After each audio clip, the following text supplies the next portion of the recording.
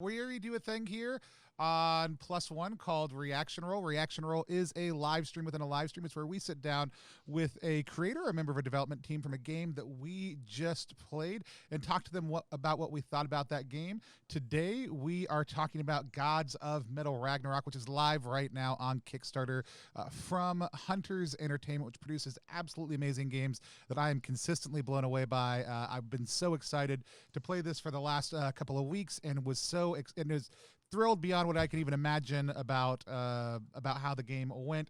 And we just did essentially a character creation adventure, and it's one of the best tabletop experiences I've had, and I just absolutely loved it. In case you don't know, my name is Tony Vicenda. You can find me at Tony Vicenda on all social media.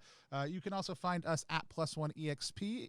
If you're watching right now live with us here on Twitch, you can type in !Kickstarter to find out more information about this game. Also, you can type in !Quack to potentially win a dice bag. We're going to do that drawing at the end of our interview process. It's a dice bag from Black Rainbow, and you're going to want to get this game, and you're going to need all the D4s you can possibly get. They've got some awesome ones, metal ones on the game itself, but Black Rainbow makes excellent products, and we love supporting them also too.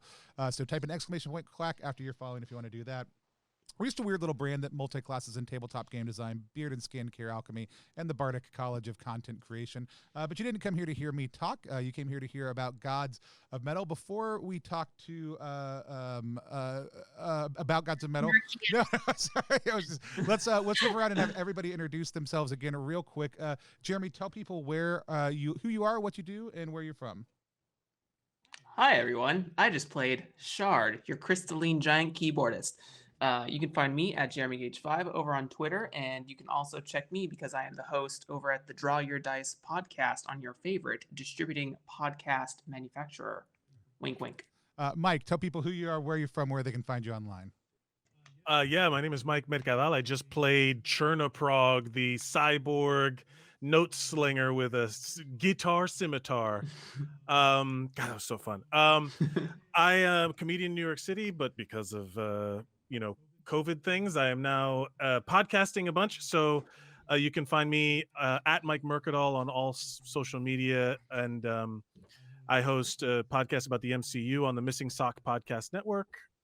Called Mike Contextualizes the Universe, at Contextualizes on Twitter, and a podcast about the Cuban American experience and liberal and progressive Cubans in the United States called Oh the Cubanity, and it's OH_the Cubanity on Twitter. Awesome. And leader of the Quack Squad himself, Jesse, tell people who you are, what you do, where they can find you online. Yeah, my name's Jesse Anderson. I just got finished playing August Rain, who was seeking out to try to purify the corrupt. I predominantly do stuff in the board game space, the tabletop industry. If you search Quackalope, you'll find a lot of community-focused content around why we all like getting around a table together. And last but certainly not least, why basically everybody stuck around for as long as they possibly could today. She's so good. So good. Our mistress of metal, Markia. Markia, tell people who you are, where they can find more of what you do, and then give everybody just the elevator pitch for Gods of Metal. Yeah. Okay. I'm Markia McCarty. I'm the marketing manager for Hunters Entertainment. They have brought you games such as Alice is Missing, Outbreak Undead, Altered Carbon, the RPG, and so on and so forth. You can find me on the Hunters Entertainment Twitch channel on Tuesdays. We have an Outbreak Undead campaign going on right now. As far as connecting with me via social media, it's my name, at Markia McCarty. That's Instagram, Twitter. If you want to connect with me on Twitch, it's at Darth Markia, and same for my Discord. So with Gods of Metal Ragnarok, we funded our Kickstarter funded in just under 5 hours. We're working on our stretch goals. We have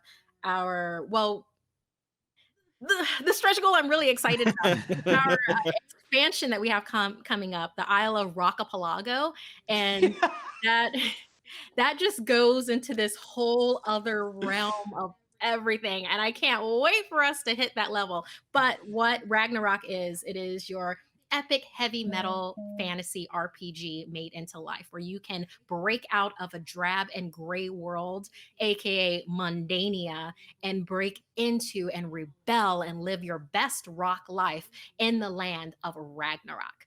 So what I just did with these gentlemen was we went through. Remember, things are beta. We're still in our Kickstarter right now. It ends on the 22nd of February. 2021. I don't know when people are watching this. So we just did the umbilical descent, the beta level of it, where the entire thing is a character creation adventure. So it's like you sit down with a will to play and some dice, and you will come out with a fully fledged avatar that, in the words of Mike, that you are emotionally invested in.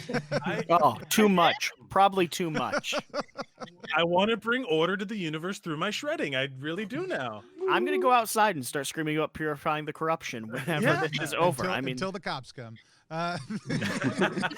I'll yell it louder at them. Let's be honest. I had an actual blast. I think everybody did. Reaction Roll is just a chance for us to share our ideas, talk about what we loved about the game. Also, if you're watching live right now and you have questions that you want us to ask, please go ahead and type them in the chat. We would love to bring your questions to the forefront also. But let's just go around. Jeremy, tell us what your thoughts were about Gods of Metal Ragnarok, and if you have any questions for Markia, go ahead and toss them out. Yeah, classically, it's good.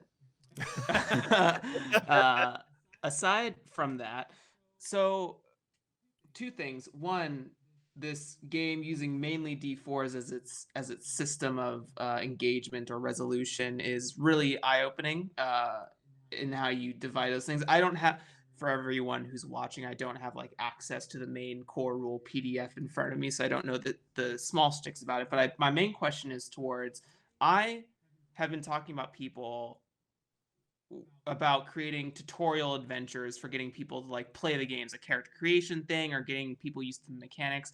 And I think it was exquisitely done here. What was, I guess, sort of the one, at what point of design did you say, okay, we need to have an adventure that like kind of breaks people into the system? And sort of part B of that is, how did you sort of come to this version? Okay. Well, with everything with like the system for the game in general, like at Hunters Entertainment, well, Ivan and the company have always been huge fans of experience first. You Mhm. know, so with building the system and having the character creation in it, it was based on two rules. A, it has to be based on D4s, which is what you brought up. It's Yeah. the most metal of all dice. They're literally call trups. Like the Yeah. dice that we have, the dice that we have for our Kickstarter, they are zinc. They're made for this game. They have the Ragnarock logo in them. I recommend for anybody to go to the Kickstarter to check out these dice. But and then B, it has to emphasize teamwork and a feeling of camaraderie that feels natural in combat. Mhm. So every choice that has been made has been based on those two rules. So things change a lot. I will tell you that. Like the Mhm. umbilical descent that I just ran with y'all, I cannot tell you that that's what's going to end up in the final version of everything, because even that is in flux. Mm. So with us realizing, well, with the company realizing that it was a dice pool slash resource management type Mhm. of a game, but we wanted to also give you nuance to feel like you have control of your destiny. That's where umbilical descent ended up being born from that kind of thought process, Mhm. if that makes sense. We wanted you to, well, the company wanted people to be able to jump into this and still feel the epic tone of everything, just to make it approachable. Because I mean, with one of these things, why Ivan even has this is because of his love of brutal legend, and then Mhm. also um, King of the Wild. If you've read that Mm. book series with Mhm. the Y, it's like those are the inspirations, like those planted the seeds to have this. And then, it's been kicking around with the company a little bit for a few years. And, they had a bunch of other really awesome properties that needed to come out, and, like Altered Carbon and like Alice is Missing. And now it was time for Ragnarok. Did I answer your question? I think I did. Yes, absolutely. Yeah. There's a lot of pieces to this that I'm certainly going to take back to my own designs that I love, and I think that it should be really examined in other for other creators to think about when they're making their games. I think a tutorial adventure of this, you pretty much set the bar for me, I guess is what I'm saying. So I love it. Nice. I love that the idea is literally just that because I was trying to figure out why the D4s, like why that was a choice. It's like, oh, they're the most weaponizable dice. I Yeah. love that is literally what it was. There could have been another reason, but the fact that you're just like, no, they're No. brutally violent. No, like literally there was like a conversation that had to be had where it's like, we can't have them be too sharp. Like there was a literal conversation. Yeah. It was just like, all right, this point and no further. I also have to admit when I was first told like what I needed to prep for the session, a handful of D4s when it comes to RPG experiences and games is not normally the thing that I'm told to grab. Yeah. I thought when we actually got to the combat and the sequencing and how you were either banking stuff for other people's abilities or rolling, fails and successes and having the odds kind of not just be a single die roll. I enjoyed that. It was done in a way that I wasn't expecting, and I thought it was done well. So, Mike, go ahead and tell us some more about your thoughts, and if you have any questions, go ahead and toss them out. I love first of all, Marquia, you're an amazing GM. This was just a delightful experience building the world. But I imagine each GM is going to have their own flavor in terms of like, as much as we're talking about, Brutal Legend, or that Tenacious D is like one of my favorite things in the world. So I was just trying to channel like that goofy side of things. Mm-hmm. But I imagine you could also make this a very kind of like horror themed, almost like grimdark thing. But it feels like there's a lot of versatility with the GM. Is the world built out in a way that is like customizable in tone as well? Like, is there like I'm just curious as because again we don't have I'm immediately about to sign up for this, but because I really want the book, I want the book. Also, the artwork that I've seen of that you have is amazing. Yeah, I've been popping up a couple times as we've been going through the some of the images from the Kickstarter page. I'll just gonna scroll through the God poster posters are images. lit, on dude. that also for Lit. everybody watching out Enough there. I'm just rambling, gushing, but the idea of this, I'm sure things are going to change, but like the idea of the being able to choose completely how you look and not having a race or class or like was super important. Like yeah, super important. As a person who growing up, I gravitated towards TTRPGs because literally you could create who you were. When I found games like Skyrim and Dragon Age, well, old school Dragon Age, and the such, to know that I could become myself, that I didn't have to be a certain demographic and gender that seemed to always be the main character in everything. Like when I could customize that myself, that like opened a whole new world for me, growing up as a nerdy gamer. So with Ragnarock, for one of the main key things that just right out the gate was, oh yeah, no, we're not having any of that. It's attached to this race kind of a thing. It's like, that's old thinking. That's old math. yeah. And we all know with- how I feel. Like I respect the old, but that is in the game. This is something to get rid of and allow for more variety. But in terms of how it mechanically represents in the game, the mix between the tone and position, because those are the two things, Yeah. right? Like the tone and position. Is there, because again, we didn't have the specifics, but the fact that you can come up with the two and I feel the difference as a GM, is there guidelines for that in the text itself for like how to bridge them together? Sure. Well, with tone, you can replace that with playing a race. like in other role-playing games. Mm.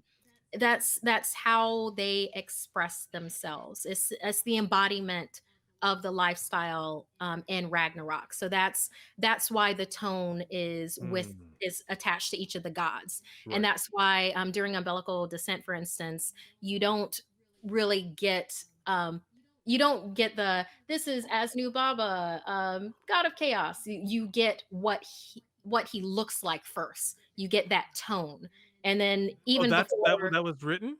That's how it's structured to tell for the GM to tell the players? It's all in flux. Sure. I kind of embellished. There's a lot of what I said there in Umbilical Descent, but I can't promise that it's going to Sure. be there. No, I Like thought that in was very different cool. forms. I have a number of different things and different inspirations that I do. A lot of the stuff that I do is literally me pulling up the artwork that y'all like Mm, and being inspired by that to very cool. also let it flow. But with Umbilical Descent, our aim is to have it be where you can go through a narrative adventure to build a character with your squad, with your band of adventurers. But to get back to your original question, tone versus position. So tone is like your lifestyle. It's not your physical appearance. Your physical appearance doesn't matter. Like that's why I made Sarah a half a bald eagle and half an octopus. Yeah. Everyone in Ragnarok is an outsider. So it doesn't matter race, gender, Oh. preference. It doesn't matter. What matters are your core beliefs and effing heavy metal. Yeah. That's what matters. So that's why tone, which is choosing the god that your particular avatar is going to resonate with, that's what matters. um, do you want balance? Do you want speed? Do you want madness? It's like Mm. what is it that you want to embody with your tone? So that's with attaching to the gods of metal. And I think that's a whole lot more boiling it down to your essence than you're an orc. And now Right. go through your orc abilities because you were born this way. Right. It's like, yeah, Yeah. not saying a whole lot about other role playing games because gosh, I love my D&D. But just appearance, race, gender does not matter. Mhm. For positions, though, that is how you are actually interacting with Ragnarok. So Right. that would be your class. Like you would have rogue or paladin. Mm. That kind of a thing. So yeah, that's think of that as positions. So that's why when you have I mean you could have barbarian class or you could have brutalizers, Yeah.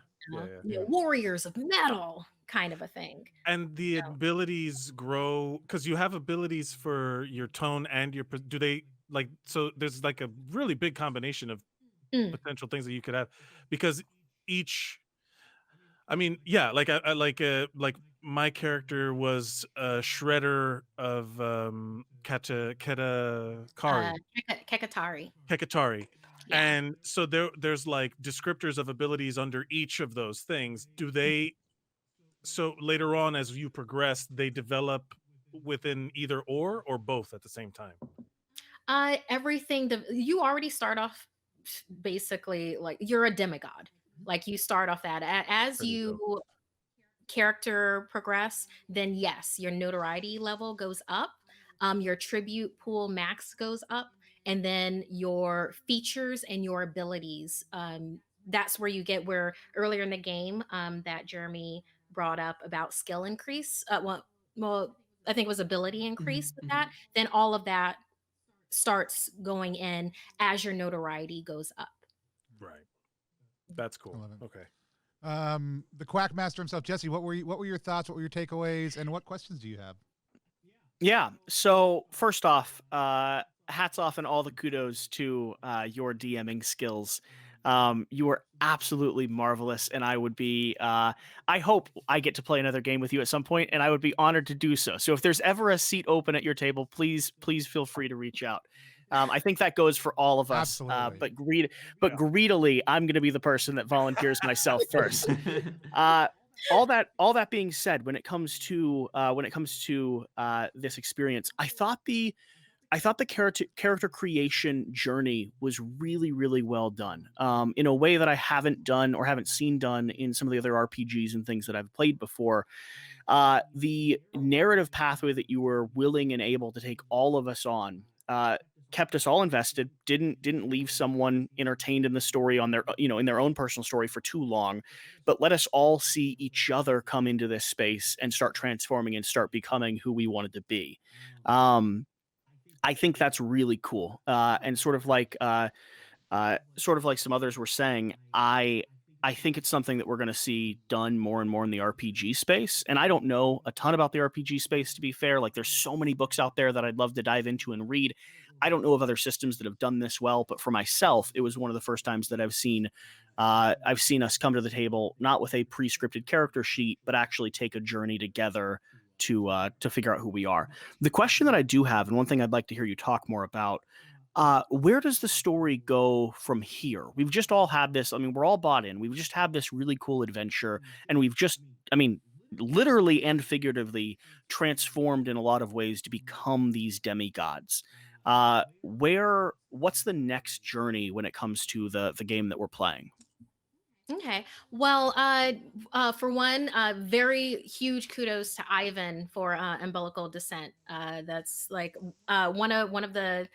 I keep on talking stretch goals. I can't stop myself. Good. One of the stretch goals is to have him do a to have him record umbilical descent to Oh, he so should. He's so right. good at that. Oh my gosh. Right? Right? Yes. Oh my gosh. Yeah, that's one of our stretch goals. I really, really hope that we make it to that one too, because Ivan is so choice, like with GMing in general, and then like being able to do umbilical descent in his way. Yeah.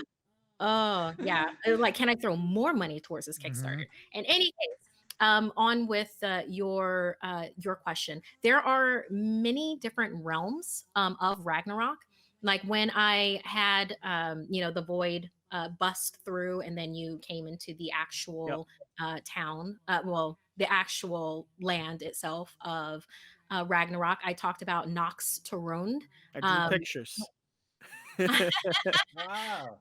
Yeah, and it's also known as Fresh Meat City, Mm. unofficial capital town. It's a former graveyard turned God, I can't say words. Metropolis. It's like a central hub, so you can have a lot of your other stories come out of that. There are some campaigns that we have right now already done. In fact, we've done Masquerade of Madness on our channel, Hunters Entertainment.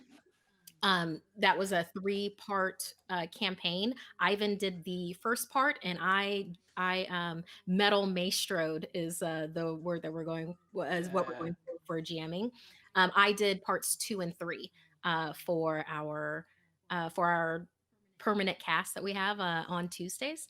So we have that. We also have Wastes of Woe, which was played, I believe, last Friday. Time is weird. We had Whitney Moore actually metal maestroed Waste of Woe, and did that with Kari Walgreen, Mixty, and the lead. I think we had the lead singer of Gygax on there also. It was metal as freak. And so you could see Waste of Woe there. And then, of course, I just did Umbilical Descent with y'all, which is the Yeah. character creation journey. So, but the realms of Ragnarok, like I said, there's Nox to Runes, there's the umbilical spiral, which is the holy / unholy gateway that bridges the two worlds. So, there's that. I mean, there's in Masquerade of Madness, with that campaign, you end up going to Hull House, which is this mansion / giant arena / like the most epic party that you always want to get into. That's also like a museum for all genres of heavy metal past.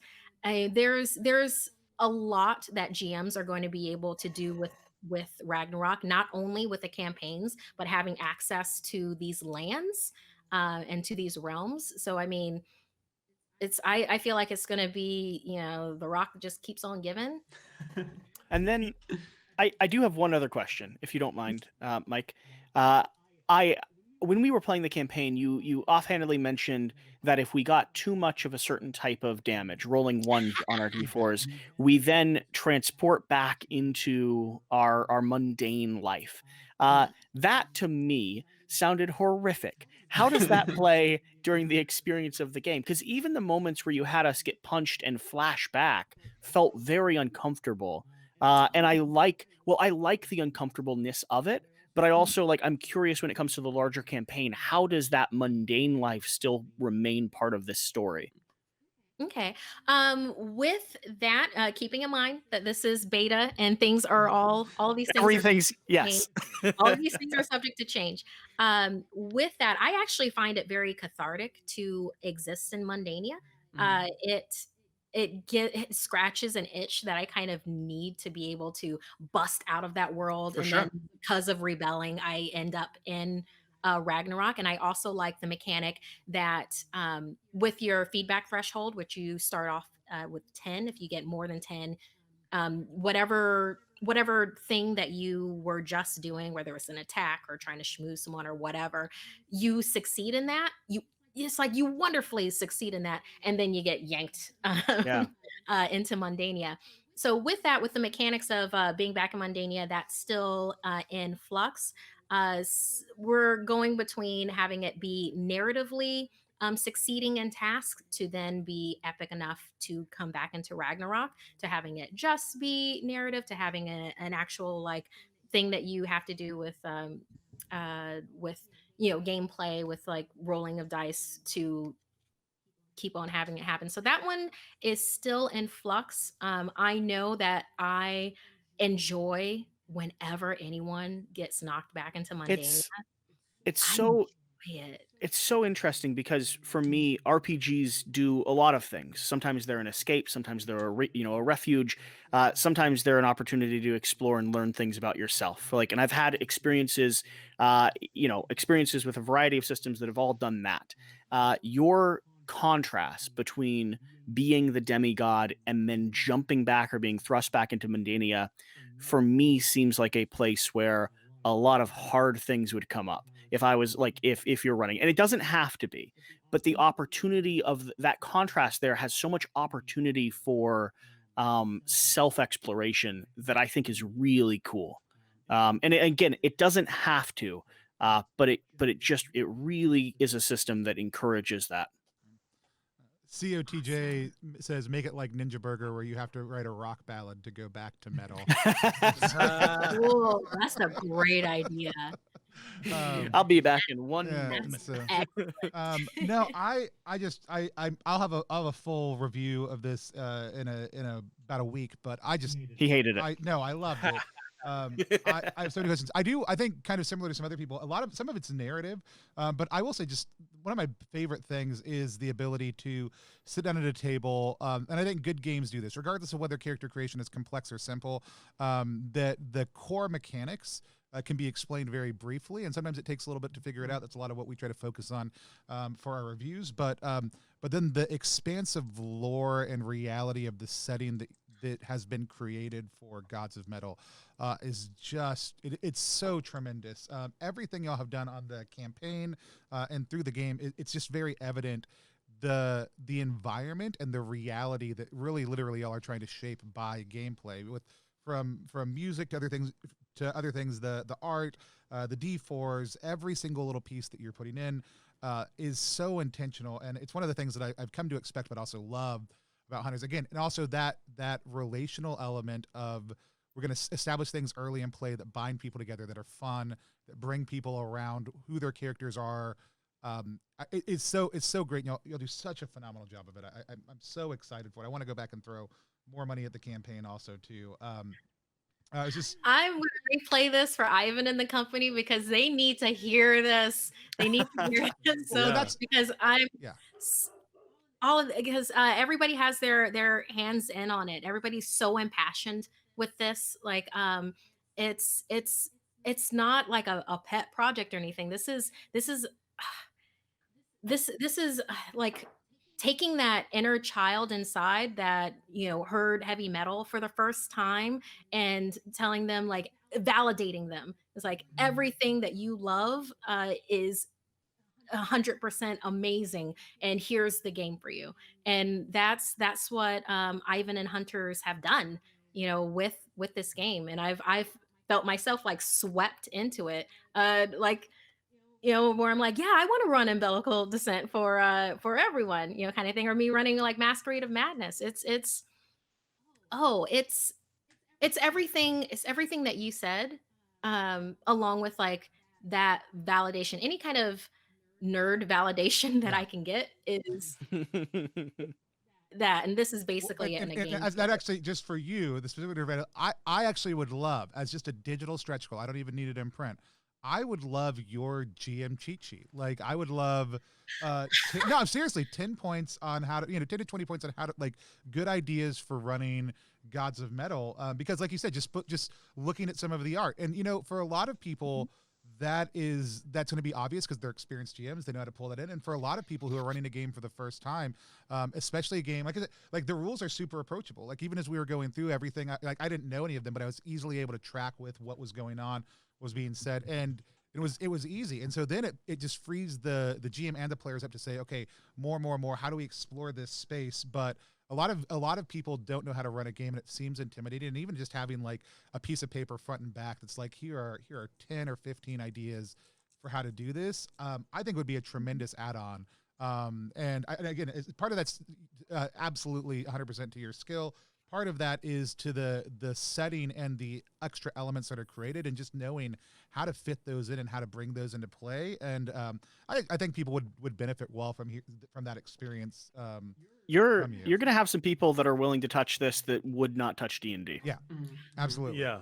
Oh, that's Uh, wonderful. so Yeah. So I in that vein, there's an element of when I think of a game, like I'm a very RP heavy D&D player, and I've found my table. You know what I mean? Like I found like a group of people that are very, like even the DM is willing to, help you narrate and all, or you're willing to just come up with RP, very RP heavy. This game really does lend itself to that. I imagine as more and more people play this game, there will be a development of styles of play, but like any world, like any system even. And I know a game is good when I immediately start thinking of what else I could invent for it. Mhm. You know what I mean? Mm. So because I also DM my own stuff, and the first thing I thought of was that this could be like Overwatch or something, where your gods, you could have like expansion, like different gods as they come out. Like you could bring, like there's more and more representation, or like tones versus positions can be not homebrew, but like as the system itself grows. Because in my mind, I'm already like, oh yeah, this is gonna be a hit. Everyone's gonna be playing it, and they're gonna want more, and they're gonna create their own things. In my mind, I'm already like thinking of the potential for growth and future Hyper-hackable, yeah. gods. I think that takes it to my last question. That really is, again, everything's in flux, right? So, you Yeah, have you have the there are things that I added onto umbilical descent. So if there's anything that seemed like really jarring, it's like those are my Yeah. additions. if there's Well, they're official no, now. everything's in flux. So No. I think my last thing is, like, we've got this ever looming threat of returning to being mundane, right?